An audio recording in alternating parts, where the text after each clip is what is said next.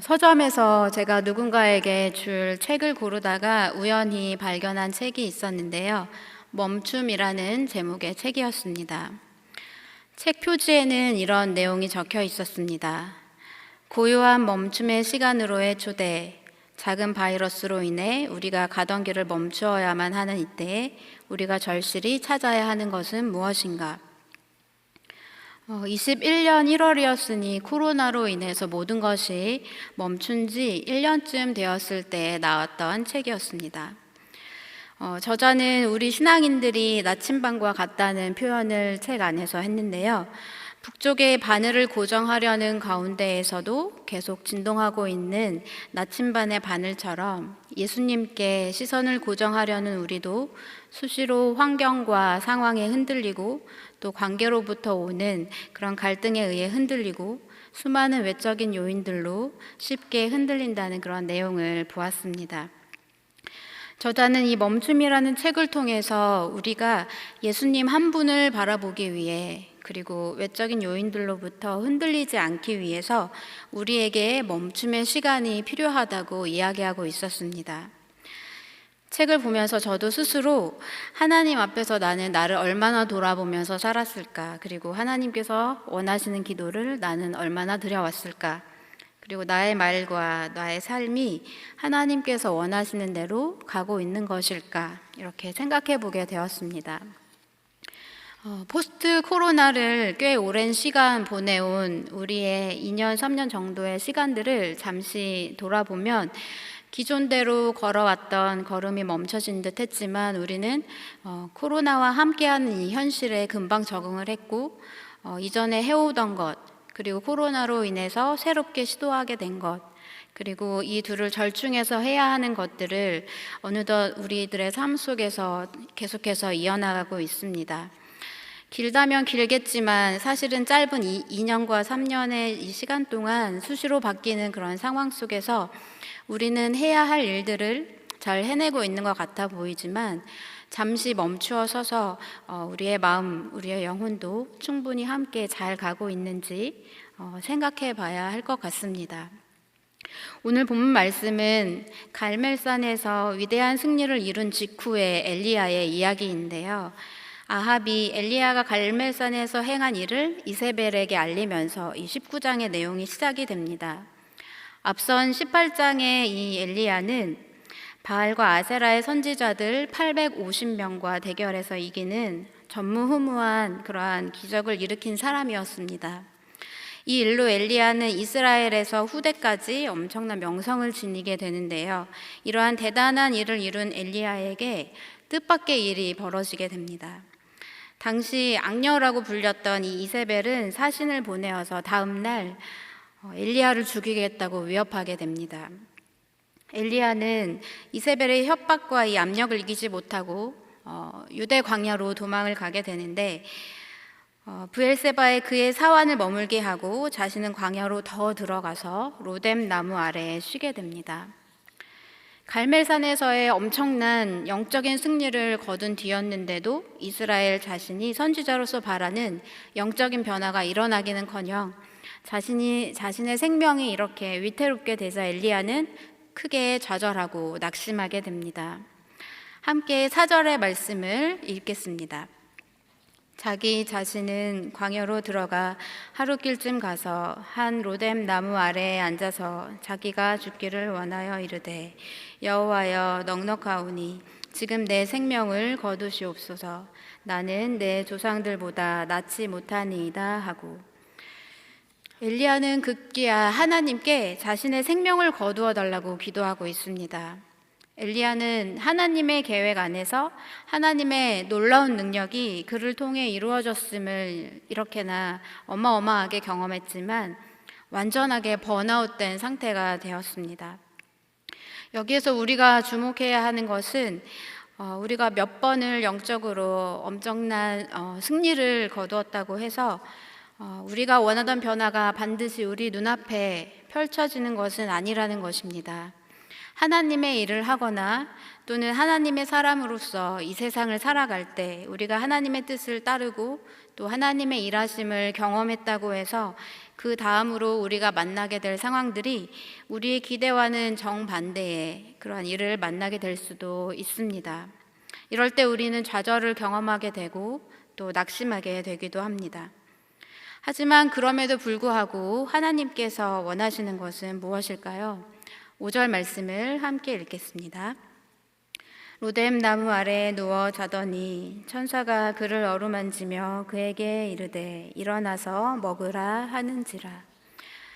이세벨의 위협으로부터 벗어나서 이렇게 광야를 향해 도망친 엘리야는 유대 광야에 있는 한 로뎀 나무 아래에 누워서 쉬게 됩니다. 로뎀 나무 혹시 찾아보신 적 있으신가요? 인터넷에서? 이 로뎀 나무는 유대 광야에서 흔히 볼 수 있는 나무라고 하는데요. 키가 2m, 3m를 넘지 못하기 때문에 태양을 충분히 가려줄 수 있는 그런 나무가 아니었습니다. 최근에 우리 1층 로비에 선교 트리가 놓였는데요. 작은 선교 트리가 한 2m쯤 되고 또 큰 선교 트리가 3m 가량 되는데 이만한 크기의 로뎀 나무의 모양으로는 광야의 뜨거운 햇빛을 가리거나 그 엘리야를 보호하기에는 부족한 그러한 환경이었습니다. 자신의 생명도 포기할 정도로 완전하게 번아웃된 이 한 선지자가 누워서 쉬고 있는 아무 답도 없어 보이는 이 광야의 한 로뎀 나무로 하나님은 도움의 손길을 보내십니다. 천사는 구운 떡과 물병을 들고 엘리야를 어루만지며 일어나 먹으라고 권합니다. 그리고 먹고 다시 돌아서 눕는 엘리야에게 천사가 다시 음식을 주면서 갈 길이 멀다고 다독이며 격려하는 장면이 말씀 속에서 펼쳐지고 있습니다. 생명을 위협하는 이 엄청난 외압으로 인해 자신의 생명을 지키고자 이 도피하는 길에서조차 자기의 생명을 포기한 이 한 선지자를 하나님은 어떻게 대해 주셨나요? 엘리야의 현실을 반영해 주듯이 참 엉성해 보이고 또 답도 없어 보이는 그 로뎀 나무 아래에서 하나님은 그를 살리시고 또 힘을 돋워 주려고 하셨습니다. 그를 질책하지 않으시고 그를 회복시키려고 하셨습니다. 이어서 8절 말씀을 함께 읽겠습니다. 이에 일어나 먹고 마시고 그 음식물의 힘을 의지하여 40주 40야를 가서 하나님의 산 호렙에 이르니라. 엘리야는 천사가 준 음식을 먹고 힘을 내어서 40주야를 걸어서 하나님의 산 호렙에 다다르게 됩니다. 호렙산은 구약에서 어떤 곳이었습니까? 하나님께서 모세를 부르시고 또 이스라엘에게 십계명과 율법을 주신 곳이었고 또 이스라엘 백성과 언약을 맺으셨던 거룩한 장소였습니다. 하나님은 아무런 답이 없어 보이는 이 상황과 처지에 둘러싸인 엘리야를 하나님과 독대할 수 있는 거룩한 만남의 장소로 그를 초대하셨습니다. 9절 말씀과 같이 엘리야는 호렙산에서도 쉴 곳을 찾아서 굴 속에 들어가서 머물러 있었다고 나타나 있습니다. 그러한 엘리야에게 하나님께서 다시 말씀하십니다. 내가 어찌하여 여기에 있느냐 하고 물으셨는데요. 이 엘리야의 대답이 10절 말씀에 나타나 있는데 쉬운 성경으로 함께 읽어보도록 하겠습니다. 엘리야가 대답했습니다. 만군의 하나님 여호와여, 저는 언제나 제 힘을 다해 주님을 섬겼습니다. 그러나 이스라엘 백성은 주님과 맺은 언약을 어겼습니다. 그들은 주님의 제단을 부수고 주님의 예언자들을 칼로 죽였습니다. 살아남은 예언자는 저밖에 없습니다. 그런데 지금 그들은 저까지 죽이려 합니다. 엘리야는 하나님을 향한 자신의 열정과 또 열심을 이렇게 언급하고 이스라엘 백성들의 죄악을 열거하면서 하나님께 불평을 하고 또 하나님 저는 외롭습니다 이렇게 외치고 있었습니다. 내가 어찌하여 여기 있느냐라는 하나님의 그 질문에 대해서 다른 대답을 한 것 같은데요. 사실 이 엘리야로서는 정말 외로운 싸움을 하고 있었습니다. 그때 엘리야를 사랑하시는 하나님은 그를 만나 주시기 위해서 그를 다시 부르십니다. 19장 11절 말씀해 보시면 여호와께서 이르시되 너는 나가서 여호와 앞에서 산에 서라 이렇게 명하십니다. 지금껏 나의 일을 하느라 많은 수고를 했고 번아웃되어 있는 엘리야야 지금 잠시 멈추고 다시 내 앞에 서라 이렇게 말씀하신 것입니다. 그때 어떠한 일이 일어났는지 11절에서 12절에 나타나 있는데요. 말씀 함께 읽어보겠습니다. 여호와께서 지나가시는데 여호와 앞에 크고 강한 바람이 산을 가르고 바위를 부수나 바람 가운데 여호와께서 계시지 아니하며 바람 후에 지진이 있으나 지진 가운데에도 여호와께서 계시지 아니하며 또 지진 후에 불이 있으나 불 가운데에도 여호와께서 계시지 아니하더니 불 후에 세미한 소리가 있는지라. 크고 강한 바람이 산을 가르고 바위를 부수고 또 지진이 일어나고 그 후에 불이 있으나 그 가운데 여호와께서 계시지 않았다라고 기록이 되어 있습니다. 지금까지 하나님께서 사용하셨던 모세와 같은 사람들 앞에 나타나셨던 그러한 방법이었지만 엘리야에게는 하나님께서 그 반대의 방법으로 이 모든 현상들이 지나간 후에 조용히 세미한 음성으로 말씀하셨습니다. 엘리야가 지금까지 경험했던 하나님의 모습이 아닌 새로운 모습으로 그를 만나 주셨던 것입니다. 그리고는 그에게 다시금 새로운 사명을 맡겨주시는데요. 이어지는 15절, 18절과 그 이후에 나타난 대로 다시 광야로 가서 하사엘을 아람 왕으로 세우고 또 예후에게 기름을 부어 이스라엘의 왕으로 임명하고 그를 대신할 선지자로 엘리사를 세우라는 것이었습니다.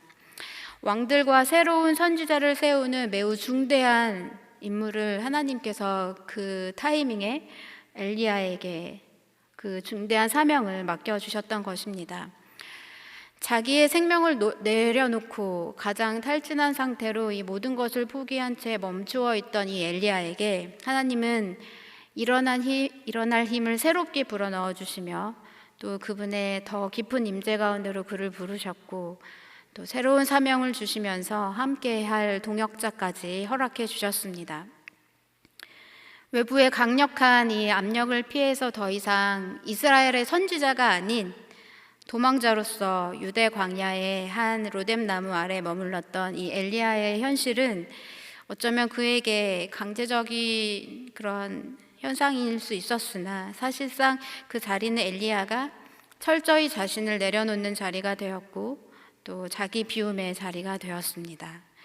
오히려 하나님의 강력한 임재하심이 그와 함께하기 시작하시는 그러한 순간이 되었습니다. 광야에서의 처절한 이 몸부림을 우리 주님도 하신 것을 우리는 잘 알고 있는데요.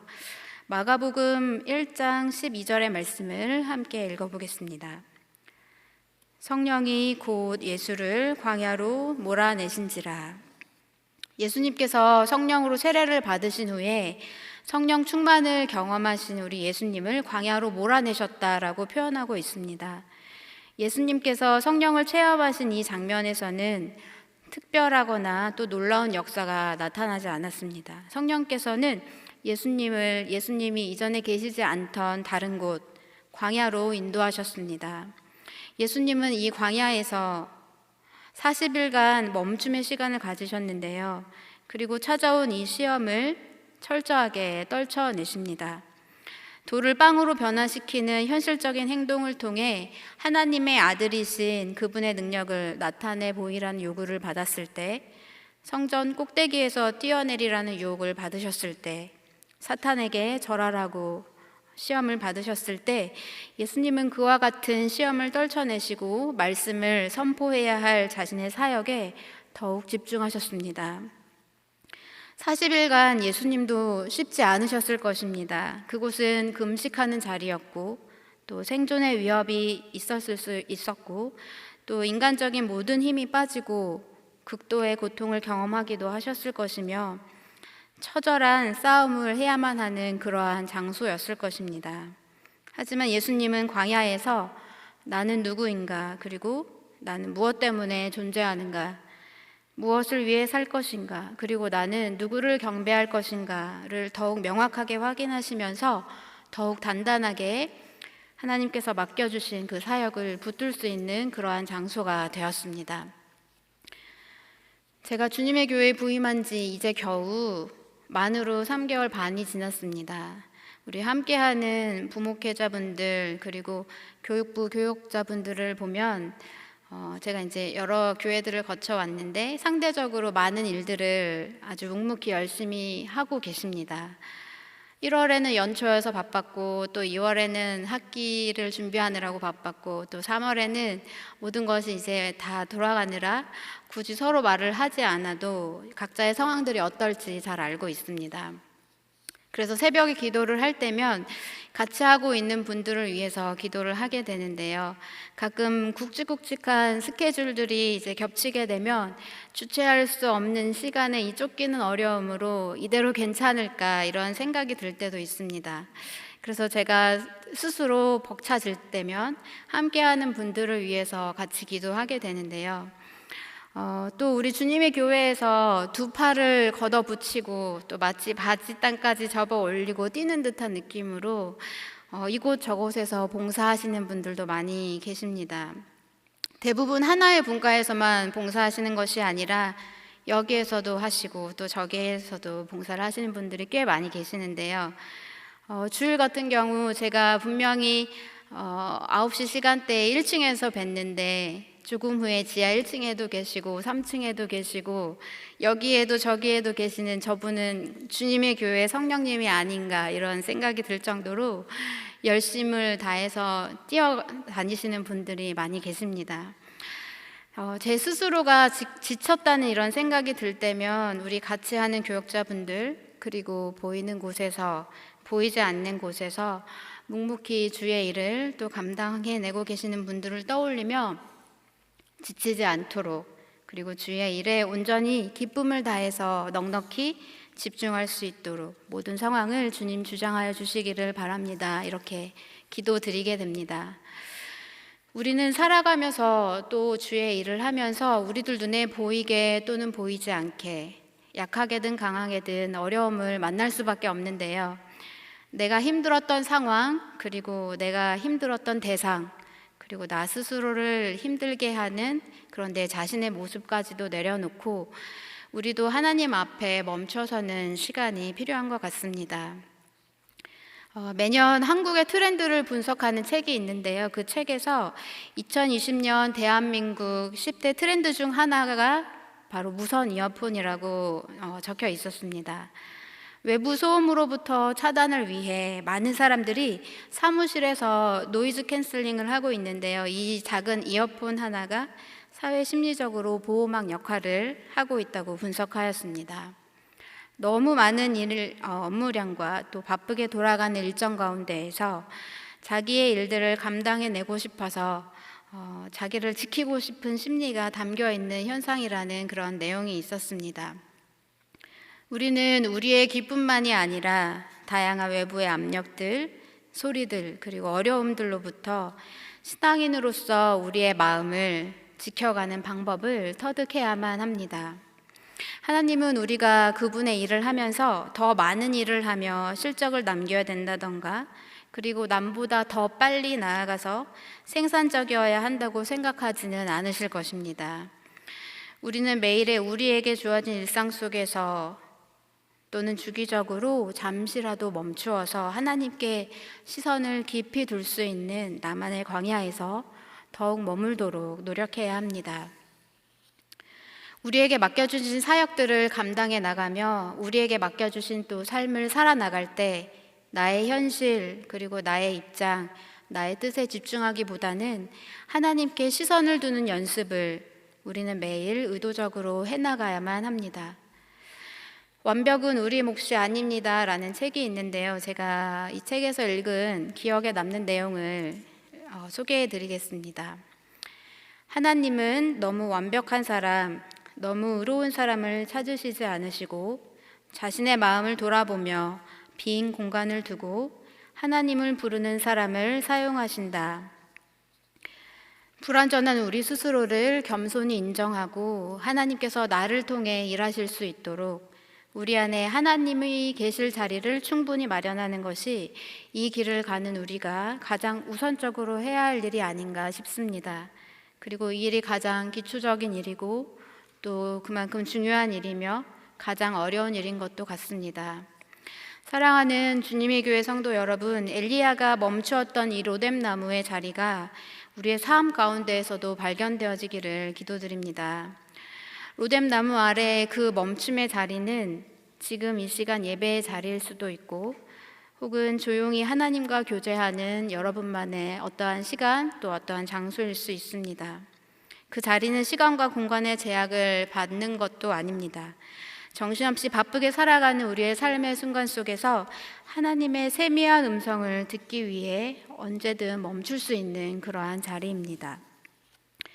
그 멈춤 속에서 우리는 하나님의 일하심을 볼 수 있고 또 우리를 도우시는 성령님의 도우심을 받을 수 있으며 그러한 가운데 엘리야처럼 다시금 하나님께서 주시는 사명을 더욱 단단히 붙잡고 나아갈 수 있는 저와 여러분들이 되시기를 소망합니다. 우리 스스로는 하나님 앞에서 결코 온전하지 못한 존재임을 압니다. 예수 그리스도의 보혈이 없이는 하나님 앞에 설 수 없는 존재라는 것도 너무나도 잘 알고 있습니다. 우리의 삶의 주인이신 하나님, 우리는 너무나 부족하여 하나님께서 원하시는 삶에 스스로 도달하지 못합니다. 주님께서 우리를 새롭게 하여 주시옵소서.